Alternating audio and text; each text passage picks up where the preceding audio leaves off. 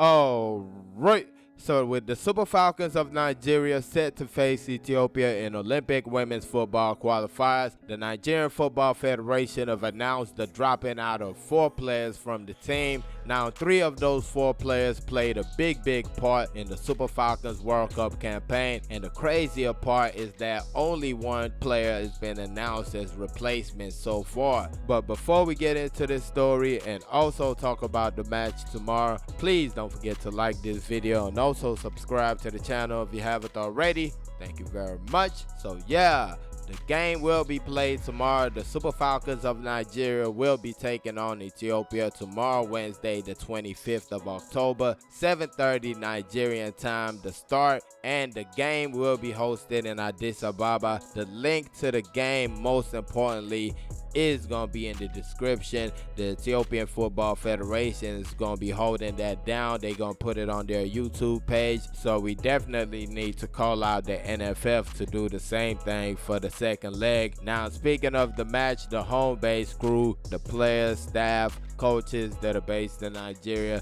they left the country on Sunday. A few players joined yesterday. I'm pretty sure most of the players going to be joining today. Most of the international players will be joining today. I mean, it's just ridiculous the little time they're giving these players. It's not healthy. They just getting in and expected to play right away. It's ridiculous. I mean, FIFA needs to do something because it's just too little of time. You coming in and right away you're playing. Of course, that's an advantage for Ethiopia. Most of their players are based in Ethiopia, so they would have been getting prepared, and that's their advantage. Our advantage is most of our players are coming from Europe or Asia or whatnot, so that's supposed to be our advantage.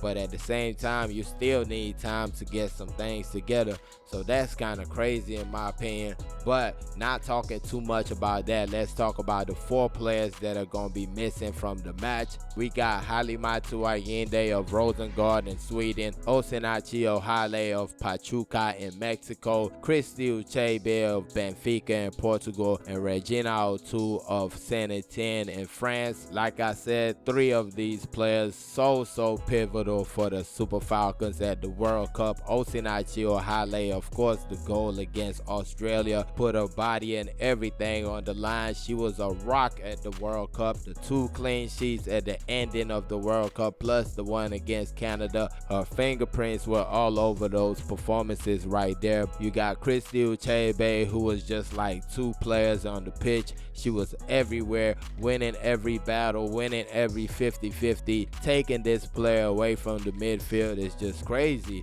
Then you got Halimatu Allende. I mean, she's the reason Lauren James probably looks over her shoulder twice every day, because she probably thinks she's still following her, trailing her. And then you get to Regina Otu, and those 2 losses are even magnified, because you would have been expecting Regina to fit in when those players go out. But now you miss those 2 players. You also miss their replacement, and it's looking real bad, to be honest. But speaking of replacements, we got Esther Oyenezide coming back into the team. Esther Oyenezide, she was picked up for the last qualifiers, the WAFCON qualifiers, but her name wasn't on this list. A lot of people asked questions. Now she's been called back up. I believe she was on the flight on Sunday to Addis Ababa, so she's in Ethiopia right now. Of course, we know what she brings to the table. An attacking midfielder, has the goals, has the assists, has the quality on the ball, can shoot with either left or right.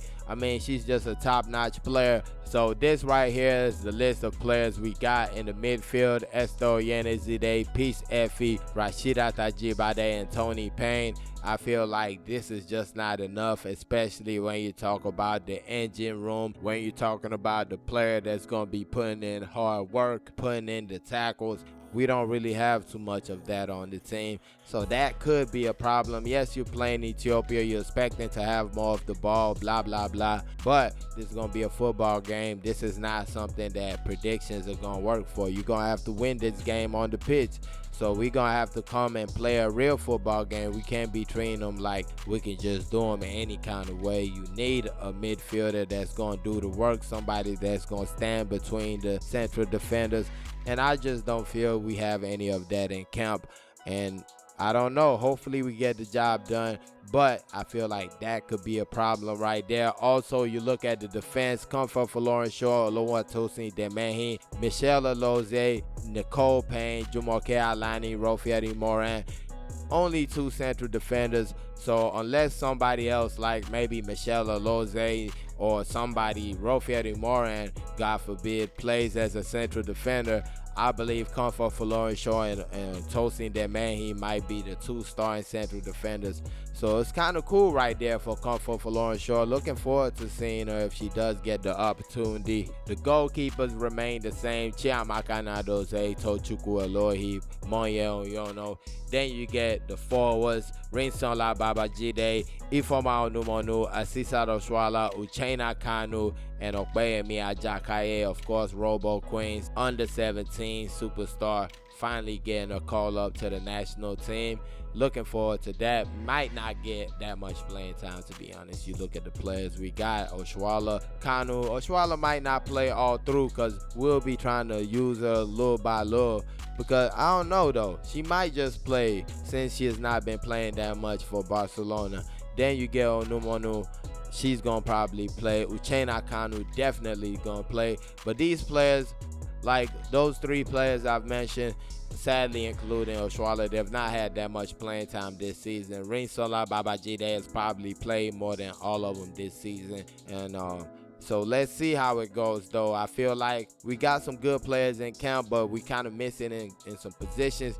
In midfield, I feel like we got young players that could have been called up. Messi Chinyere was at the Wafu just this year, and she did a great job, scored that screamer in the competition.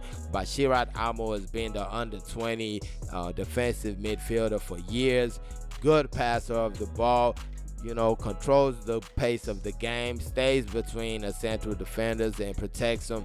And I feel like she's a top player that could have been given a chance. Blessing Emmanuel, another midfielder, this one from the under 17, just like Taiwa Falabi from the under 17s. These players are top players, could have been given an opportunity in the midfield also. Then as a central defender, Akudo Ogbonna, I don't get that. She was called up for the last match, the WAFCON match. She was called up for that situation. Then she doesn't get a call up here. Hopefully she's not injured or something like that. But if not, that's kind of crazy right there, because this is a player that's played against USA for Randy Waldrum. So I would think she would be one of the first players he would call in a situation like this. But either way it goes, let me know your thoughts on everything I've rambled and talked about today. Let me know your thoughts in the comment section, and please don't forget to like and subscribe.